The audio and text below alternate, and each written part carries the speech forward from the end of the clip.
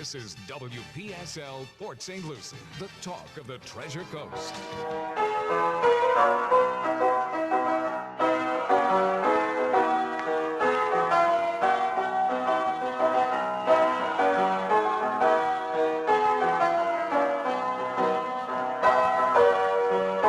It is 10:07 at WPSL 1590, the talk of the Treasure Coast, here on Escaraba.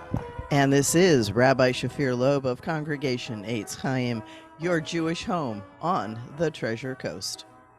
And it is a beautiful, cool Friday morning. It's been such a warm summer that and this is unusual for me, I'm actually enjoying the cooler weather. Oh, me too, yeah. So, and I know my dogs are too.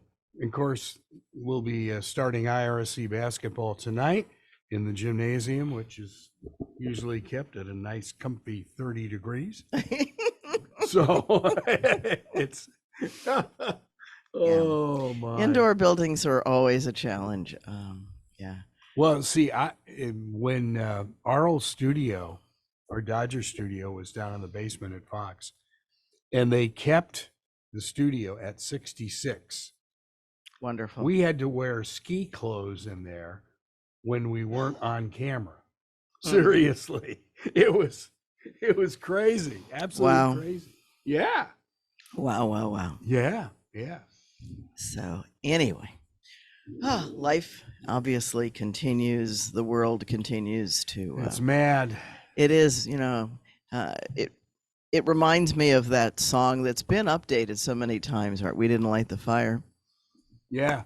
And I understand, well, not I understand. I've seen a COVID version of it, and I'm sure that there's all kinds of new ones coming out all the time. And it's true, the world keeps trying to destroy itself thanks to the human beings living on it. I don't even know what to say. I mean, the fact that you're hearing that Hamas is using the Palestinians as shields, I mean, I'm thinking, you've got to be kidding. Well, it works, that's the when you have a total disregard for human beings, you can do things like that. When you objectify and turn everybody into objects, it's a super difficult thing. I was listening to Blinken's comments about working with Israel as only a friend can, and it is so easy for somebody who is at that level of brutality to bring others down. And that's the challenge, to not lose humanity in the effort to respond. Yes, Hamas needs to be taken off the playing field. I don't think there's any argument. Anybody who could do what they came in and did and pretend that they were after combatants, there is no way that they had maps and diagrams and listings of names and homes and did this anything other than as some kind of a video game. And I, that is probably in part what was played. And I'm going to give you an interesting way that I come and say that, because I'm saying it from a psychological standpoint, and that's from the language that was being used in the videos that the foot soldiers, the cannon fodder, used as they were getting ready to go. They were using video game kind of language to talk to each other, and it's a very subtle thing. And so you can say brainwashing, you can say drugs, and they probably both played a role in that. But the issue is the controllers, the handlers, the ones who are staying safe in some other country and directing it and treating this as a game, as a video game. What got me was a fella in Qatar that had this quote out there, and I don't know how some of the talk shows have gotten their hands on it, but he said that was just the first attack. Yeah, we're going to come back and do it again and again and again. And candidly, they have. This is the definition of insanity, right? Is to keep doing the same thing and expecting different results. And in some ways, this is like a deadly game of brother poke, where two brothers are poking each other until one of them pops. And then, the one goes yelling to mama. But eventually it hits a point at which the aggression just becomes unmanageable. And there isn't a world parent to step in.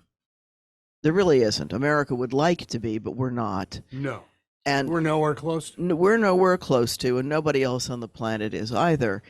And yes, there are issues. Yes, there is a definite contribution to the issue in the hands of Britain in the way that they handled the Balfour Declaration, all of the declarations in their efforts to grab at oil, good old oil, wanting their own river route and wanting a short path to India. You're not getting back to money again, are you? Of course I am.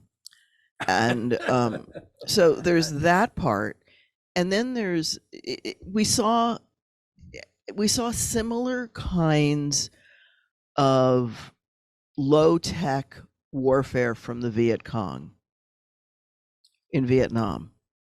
You don't need high tech to launch an assault and to strike terror, right? The definition of terrorist is to instill terror, and that is clearly the goal. Perhaps on too many sides. And by that, I'm not limiting it to 2 or 5. It's huge. There's far too many people who benefit from having this war between Israel and the Palestinians. And I have no problem calling them Palestinians. I have no problem calling them Gazans. There are a group of people who've lived on the land for generations. I mean, Israel's been around for generations now. A generation's 20 years. So it's been a while. And no, we can't roll the clock back. We can't undo what Britain did. We can't undo what Germany did. We can't undo what anybody's done anywhere along the line. All we can do is move forward from today. We're not good creatures at undoing. And we can't return the Indian children to their families. We can't return, Australia can't return the Aboriginal children to their parents and revitalize what they're destroying there.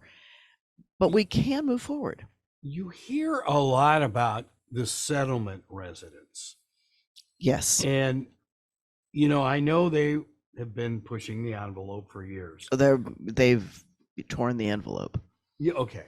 So I think I'm just being naive here, but could they just turn those over to the Palestinian people? Let them have those houses?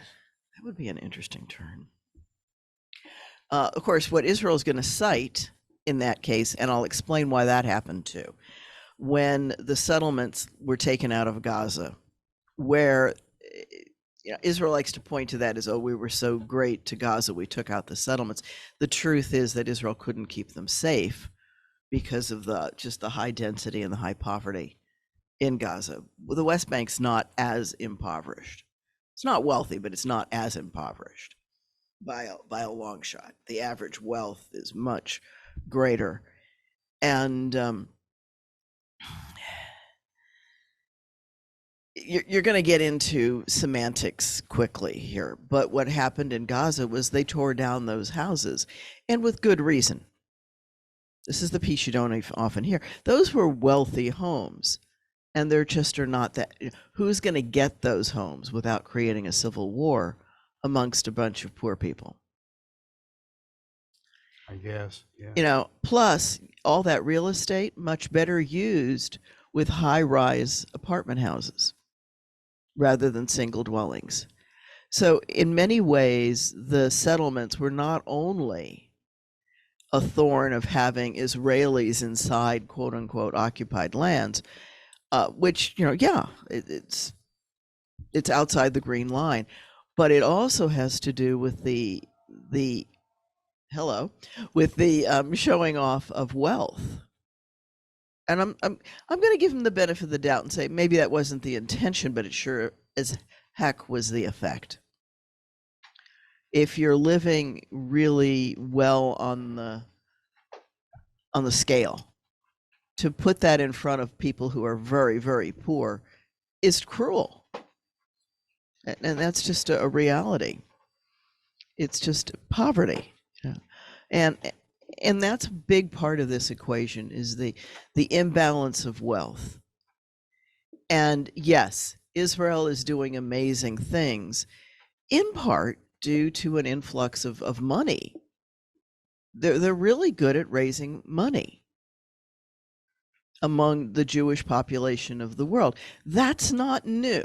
That's gone on for thousands of years. You hear some of the Palestinians complaining it's the European Jews that have caused all this. Well, right. You're going to hear that complaint, and that's part of it. So there's a cultural piece.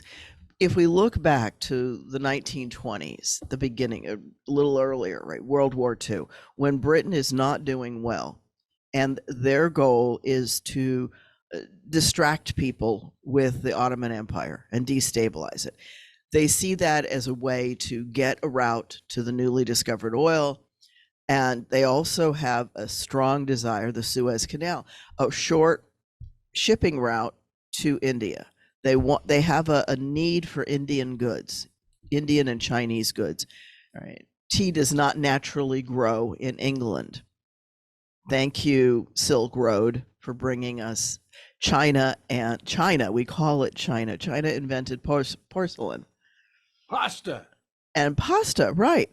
Right. Marco Polo brings back pasta when he comes back from, people don't realize that, but pasta has been a staple of Chinese diets for millennia, for a very long time. And it tastes good. No argument. It tastes really good. I like rice pasta even better than wheat pasta. It changes to wheat because wheat grows better in Europe. So when we go back to the early 1900s, a little over 100 years ago, Britain is trying to distract people, and they're getting France and Russia to play the game by offering them pieces of land. Okay, it's a deal. They think they can carve up the planet. They've got this kind of imperialistic attitude toward the world that they're manifest destiny, to use another phrase like that out of history. They think they have the right to go in and carve. And in order to destabilize the Ottoman Empire, they make promises to everybody, especially toward the end of the war when things are not going real well. And they do it again in World War II to keep things going, because they really do want to break up the Ottoman Empire. They want a path from Iraq through Syria, carving down and heading out to the sea, probably close to Gaza. But that's what their goal is, to get a seaport. And at that time, in the 20s, there's a small group of Jews living semi-peacefully. The minorities didn't live super well under the Ottoman Empire, but they lived, and they were able to do their own kind of thriving, not unlike the Seminoles thriving in Florida.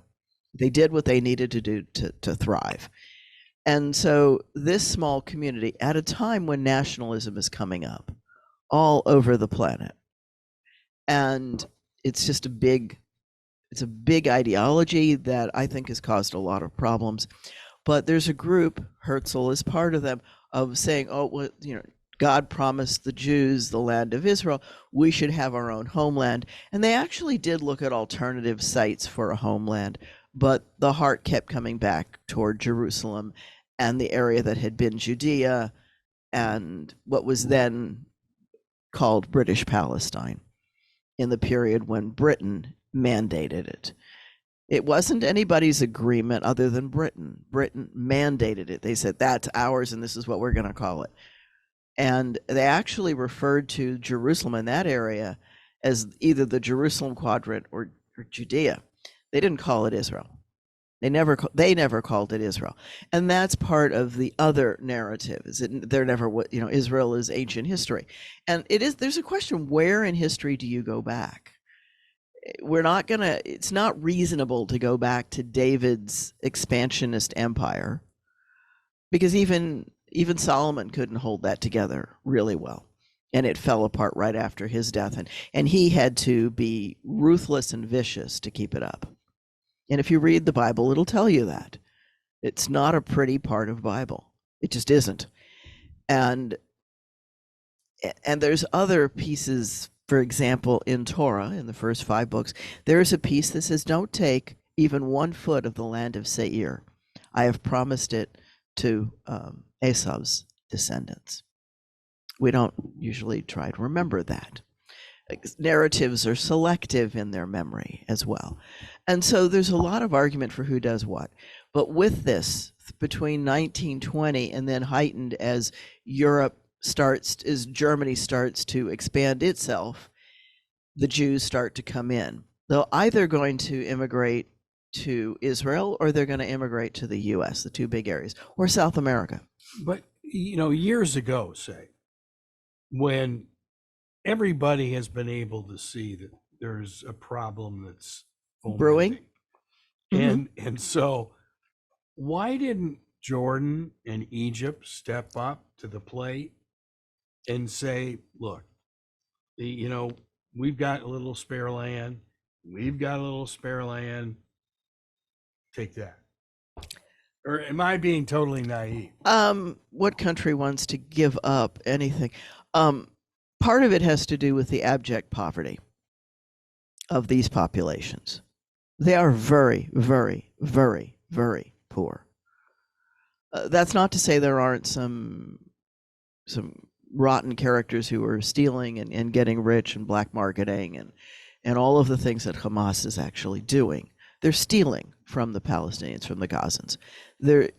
And the Gazans, I don't know if they know it or not, because I don't know what is common knowledge on the street in Gaza.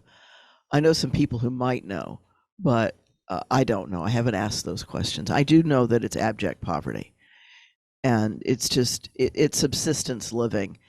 And when you're in subsistence living, you can't look much farther than your nose. You just can't. There's no way. And that's the simple reality. And I feel for that. And the other problem is that Hamas is an offshoot of the Muslim Brotherhood, which gave Egypt so many problems.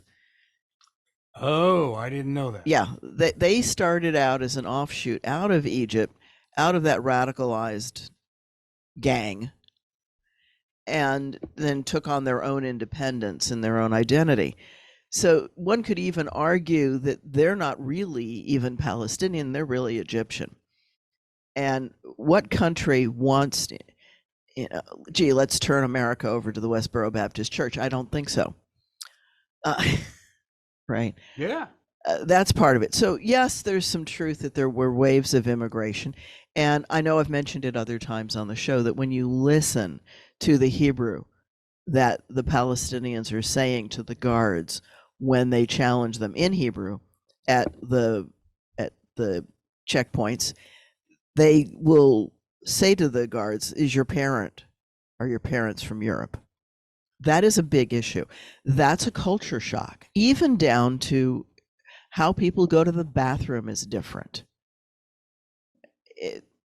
When I lived for a year in Israel, and the apartment that we rented had a water closet in it, the old British system, which is different from American toilets. A water closet is a big thing of water up a tank up above. You pull a chain and the water comes down and flushes the toilet. It's not down by the toilet level. It's up over the head, and you can pull the chain even while you're sitting, but most people stand up and pull it. And that's called a water closet. Slightly different system. And my apartment had a different room for the bath than it had for the toilet. So that was a difference. And that, I'm sure, was a European influence. If you I went to the bathroom in an Arab home in Nablus, and the toilet was totally different. It was what Americans would call a hole in the ground with foot plates that you squat on to use. It's just a different system. It depends on what you have as it's something to realize that these things are different. The other thing that most Israeli homes have are bidets. Again, coming from Europe, we don't tend to use them in America. At least we didn't before COVID, before the fear of toilet paper. Right? The popularity of bidets went up greatly.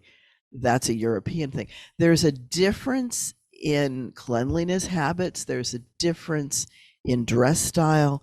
There's just so many cultural differences, and we tend to fear and ostracize the different. And that's a worldwide human phenomena. And we do that because it's one of the ways that we recognize kin. Kin tends to behave the way we do. And you can see that theme in Abraham not wanting to have his kids marry Canaanites. He wants a wife from his family up in Laban's territory in Lebanon. Lebanon, hear it? Wow. Yeah. Okay. Okay.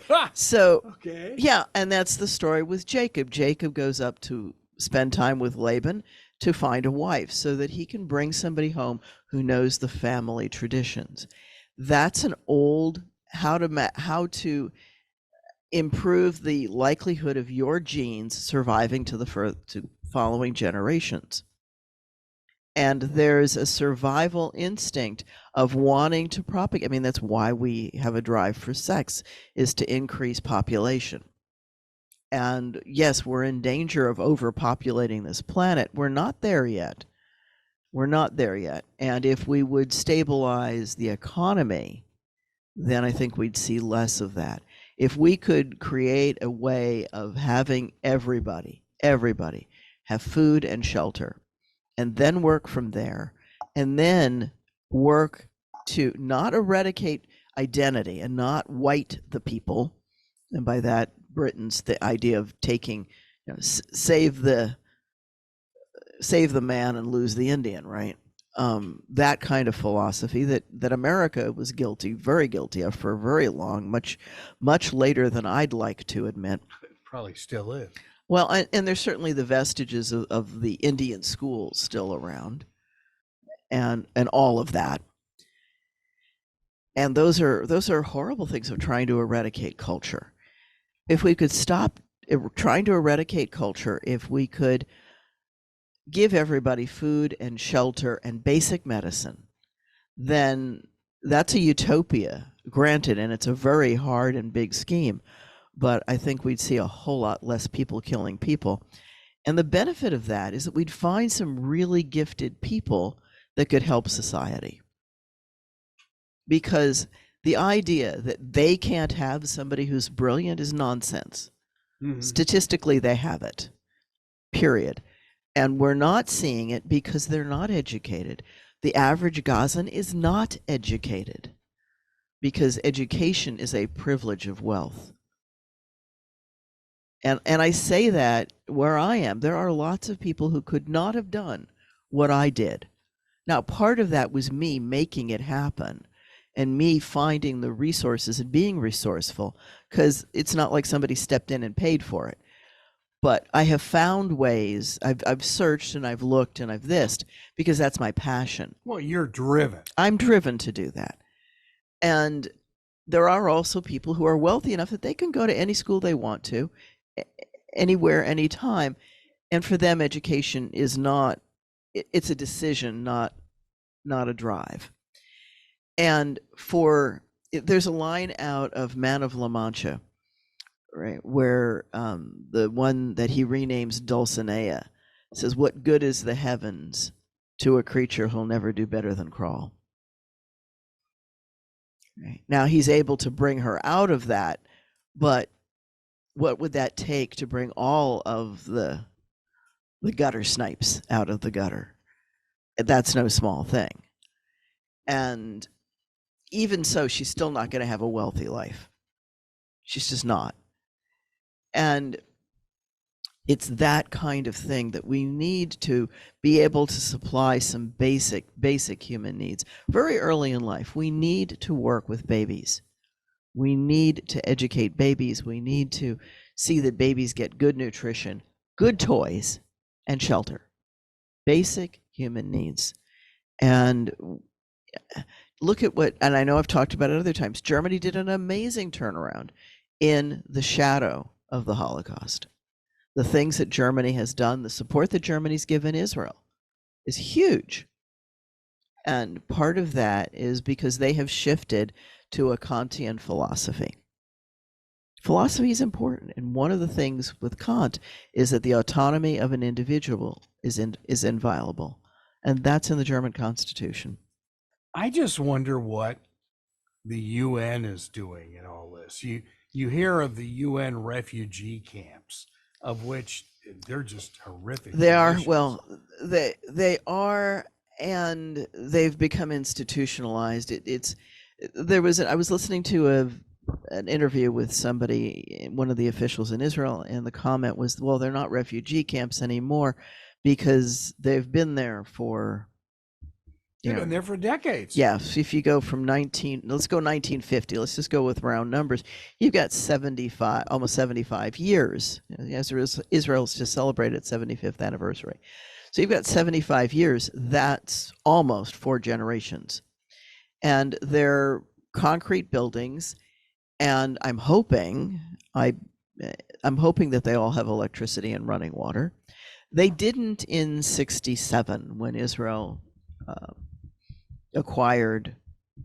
took over, whatever you want to say, for the West Bank and Gaza.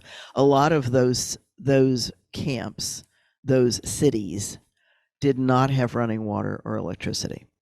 Israel spent a lot of time and energy to bring those services to them. Also one of the things that Israel did was they offered people homes if they would bring electricity and water. Now, who's going to do that but somebody wealthy? And so, that is one of the undercurrents that happens underneath. It serves a purpose of getting these services to these locations, but it also makes the wealthy wealthier, because then they become slumlords too, and or take over homes for themselves. And there's somehow in the undercurrent a belief that people are going to leave their family homes. They don't do that voluntarily. Yes, and that's why when Israel said leave the north, I was like, oh, that's going to ring some bells, because that's going to sound to people like what everybody said to the Arabs in 1948. Leave your homes, get out of the warfare, and then you'll come back. And some of those families still have those keys to those homes. Some of those communities were flattened. Well, that's happening in Gaza now. And I don't know an easy solution.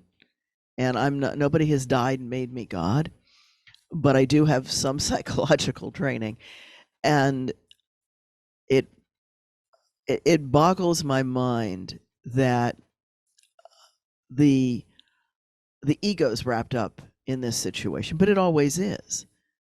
It's always the personal benefits of the leaders that get in the way of the good of their people. That's not new.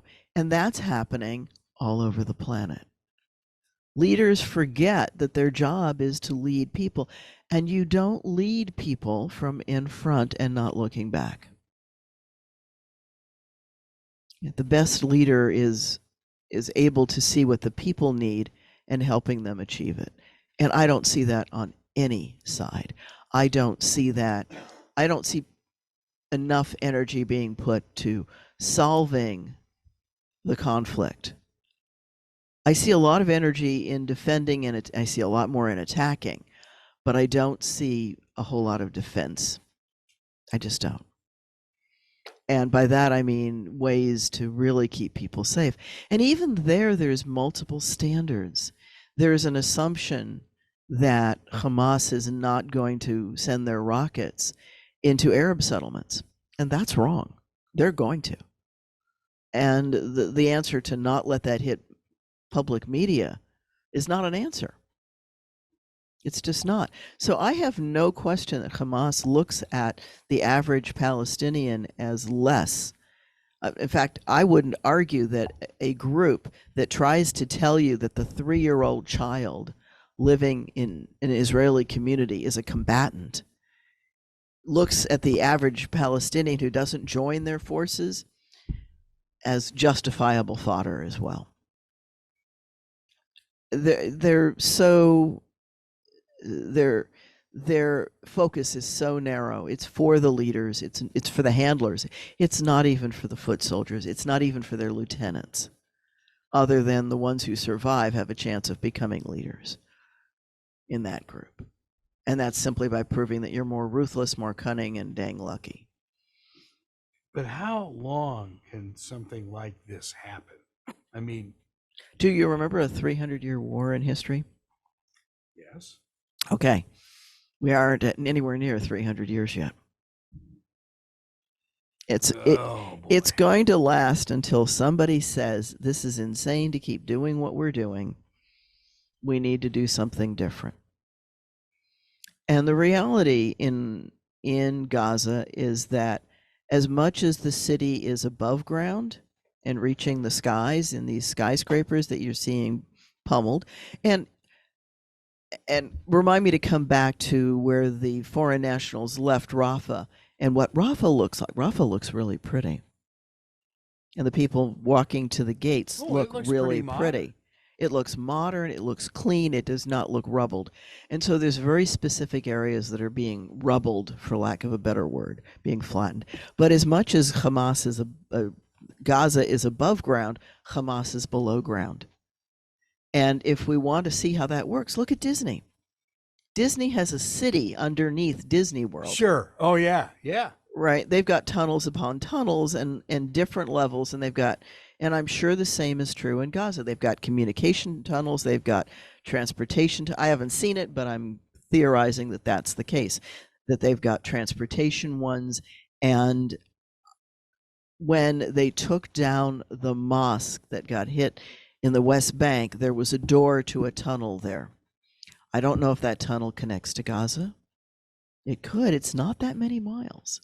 That's the piece. It's not like going from California to New York underground. It's like going from here to the hospital underground. It's probably like the drug tunnels Yeah. in Tijuana going into San Diego. Yeah. Yeah. But, you know, it's very interesting. On Fox, they had some artwork. And in these tunnels, you call them tunnels, but I mean, they're underground structures, 3, 4, 5 stories underground. Exactly. And that's below what Israel can surveil without putting human assets into that system. And getting into that and staying alive, not easy. And, you know, the days of the spy Eli Cohen, long gone. I don't know if Israel has those kinds of assets anymore. Part of those assets in those days were because of the immigrants into Israel. 26% of Israeli population is foreign born. That's a significant number. I didn't know that. That's a significant number. That's not true with Gaza. With Gaza, the folks living there were born there, and their parents were born there, and their parents were born there. And it's very, very hard for them to leave. I was talking with an Israeli earlier this week, and they said, well, why don't they just leave? And I said, where are they going to go? And they said, oh, yeah, nobody really wants them. I said, and what passport are they going to use to get there, even if they could find a place? Wow. They don't have... there was somebody actually posted it on Facebook, and I don't know if I can find it. Let me see if I can. One of my good friends posted it. Okay, let's see. Let me see if I can find it. Okay, so there was somebody put a post up from 2020, and the original line was, marriage is hard, divorce is hard, choose your hard. Obesity is hard, being fit is hard, choose your hard. Being in debt is hard, being financially disciplined is hard, choose your hard. Communication is hard, not communicating is hard, choose your hard. Life will never be easy. It will always be hard, but we can choose our hard pick wisely. And that's got a great big X through it. And underneath it, it says, marriage is hard, Staying in an unhappy marriage is harder. Obesity is hard because it's stigmatized. Fit is not always accessible to everyone. Being in debt is a complex socioeconomic phenomena, often related to privilege. It is not necessarily related to discipline. Communication is complex. Learning to communicate is a lifelong experience. You don't always get to pick your hard, and thinking you do is the epitome of privilege. Wow. Yeah. Yeah. Thank you, Wendy and Sarah. Yes. Thank you. Yeah, that was what I woke up to on Facebook. That was the post that came through.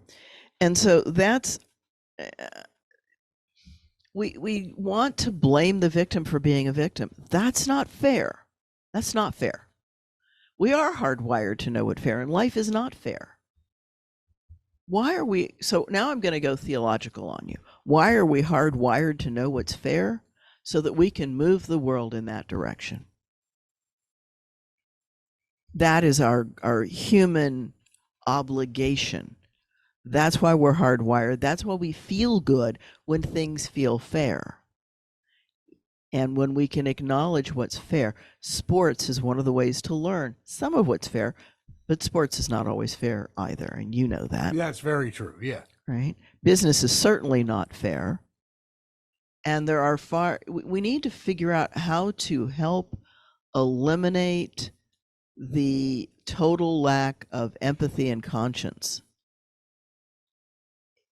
How do we fix that? That's the real mental illness, when people don't care. And that's not to say that every sociopath or psychopath is that way, because that's not truth. Some of them still do what's right.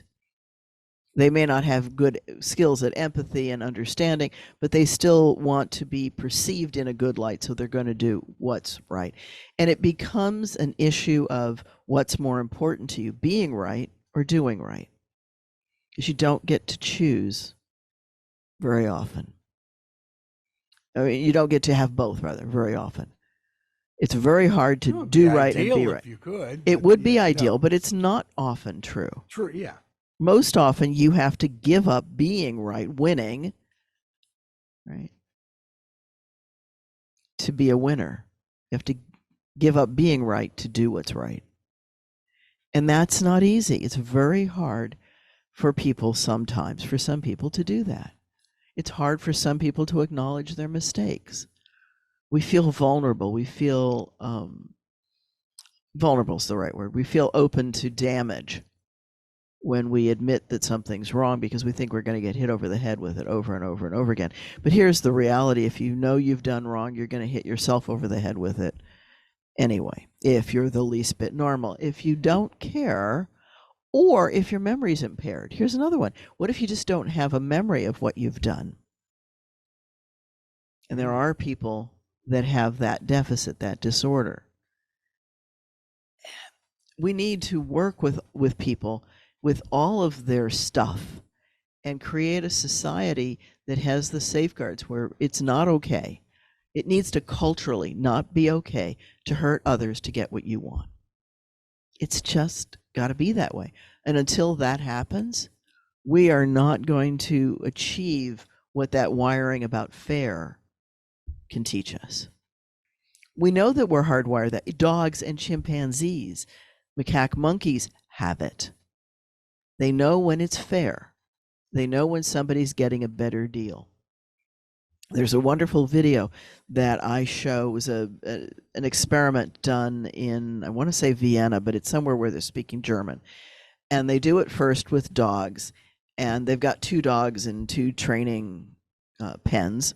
And all the dog has to do is push there's a gong that they have to push, and they get a treat for doing it. And the dogs, after they're trained, if you just tell them to do it, they'll do it all the time, whether they get a treat or not. They enjoy, they get some endorphin probably off of doing it. But if you put one in one cage where they can see the other one, and one gets a treat and the other one doesn't, the one who doesn't will start growling, will walk away, will stop doing the behavior because they're not getting paid. Ooh, okay. Right? So they know when they're getting the short end of the deal. though, and then when they go to two wolves and they do the same, they show the same experiment with the wolf will do it without the reward. The wolf looks a little more surly because he's a wolf, but but they'll do it. And then when they start treating the one and not treating the subject, he actually tears the mechanism apart. He is so mad that he rips it apart with his mouth. Whoa. And, so we kind of need to send the wolf to anger management class. But so we are hardwired. It's at least a mammal thing. Cats maybe not so much, but dogs and wolves. And the original experiment was done with capuchin monkeys who lived in a community. They knew each other, and they were taken from their community and put into these cells. There's a TED talk where the experimenter's talking about it, and they will do it for a cucumber, which is not very exciting, but if they get a reward of a cucumber, they'll do their little task is to pick up a rock and give it to the experimenter, to the lab technician. Not a hard task for a monkey to do. And again, they're put in where they can see each other. And then when they switch one of them to grapes and still give the other one the cucumber, the one with the cucumber actually throws the cucumber at the lab assistant. Ooh. They're that upset. Now, in some of the cases, the one who's getting the grape will share it, but not always. Wow. Yeah. That's so cool. Yeah. So we see a lot of things that we think of as being human, but they're mammalian. They're in many species, and we're just part of that continuum. Yes, we've got a wonderful set of gray matter on top of our lower brain that's supposed to be able to think and handle all the inputs we get and process it, and we're not using it. Not that we're using and that's a myth that we're using only 10% of our brain. We've got gray matter on top of white matter. The white matter are the tendrils, if you will, from the neurons in our brain. And we're just not really engaging ourselves at the optimum level. We short ourselves. We don't think. We don't look at wouldn't the world be healthier? It's kind of like the prisoner dilemma, if you will. We would be better if we worked together. The prisoner dilemma is where there are two prisoners, and if neither one talks, then they'll and the variables, the rewards are modified slightly, but in the example I'm going to give you, if neither one talks, they'll each serve 1 year because they don't have quite enough evidence and they'll only serve a year.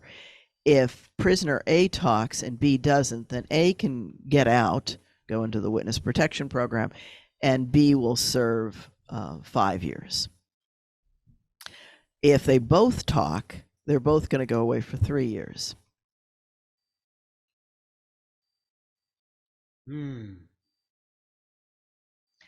What do?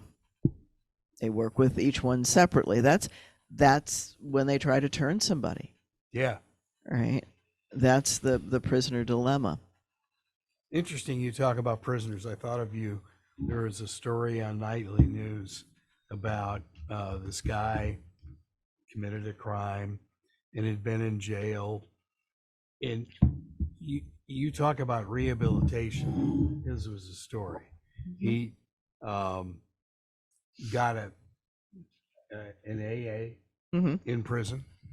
He started a community newspaper. Okay. And just ran it just like a newspaper outside. And he had journalism training, or he just figured it out? He just figured it out. And all of this, apparently, somehow, some way, the warden of the prison saw all of this and just said, we got to commute a sentence. This guy he's ready. He's doing his own thing. And he got into running as well. And so his goal when he got out of prison was to train for the New York Marathon, which apparently he's doing this year. Wow. It's an amazing story. But I immediately thought of you. I thought, okay, here's a guy. Yeah, there are people One who exception. can. Yeah, they're not the rule, but they could be. Yeah, exactly. Right. Look at and I again go to Germany. Look at their recidivism rate, very, very low.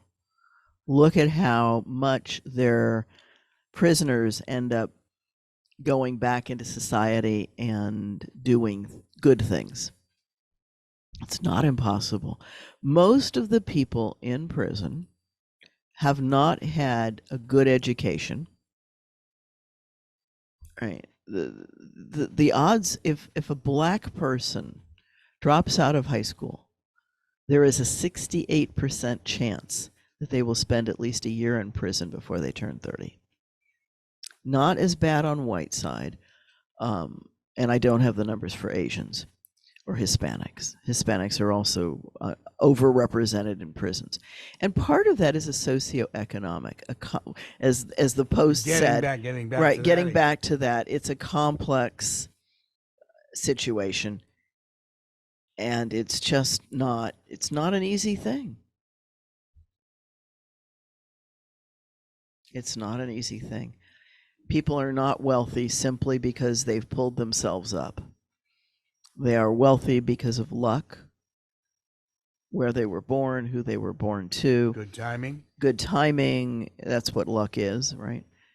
And just, yes, some of them, and people have definitely contributed to their moving up, like the gentleman you're describing. But most people are not capable of that kind of resourcefulness. They're just not. It's funny. I mean, let's think about that guy for a minute. In order to do the newspaper, he's got to have good reading and writing skills. Yes, sure. Right, and he didn't get those in prison.